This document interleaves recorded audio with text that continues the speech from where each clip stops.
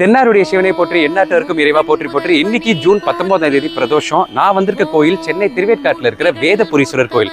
பிரதோஷம் விரதத்தை பத்திலாம் நான் நிறைய உங்களுக்கு சொல்லியிருக்கேன். ஆனா இந்த பிரதோஷம் ஏன் வந்துச்சுங்கிறத பத்தி ஒரு குட்டி ஸ்டோரி சொல்ல போறேன்.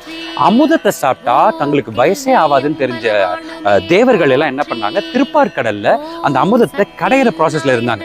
இது உடனே தெரிஞ்ச அரக்கர்கள் என்ன பண்ணாங்க, உங்களுக்கு மட்டும்தான் அமுதம் கிடைக்குமா, எங்களுக்கும் கிடைக்கட்டும். 2 பேரும் மாத்தி மாத்தி மத்தி மலை அப்படிங்கிற ஒரு இடத்த வந்து கடைஞ்சிக்கிட்டே வராங்க.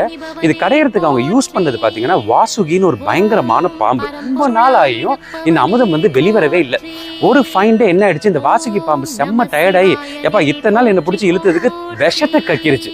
ஆழமா விஷத்தை கட்டினதால அதுக்கு பேர் ஆலாகால விஷம்னு மாறி ஃபுல்லா மேலோகம் ஃபுல்லா அந்த விஷம் பரவி நம்ம விஷ்ணு இருக்காருல, அவர் உடம்புல கூட வந்து ஃபுல்லா விஷம் ஏறினதாலதான் அவர் அந்த நீல கலர்ல மாறி இருக்காரு. இவ்வளவு விஷம் ஏறவும் எங்கேயும் ஒன்றும் பண்ண முடியாது, இனிமேல் அந்த கடல் அளவுக்கு அந்த விஷம் ஜாஸ்தியா போயிடுச்சு அப்படின்னு தெரிஞ்சு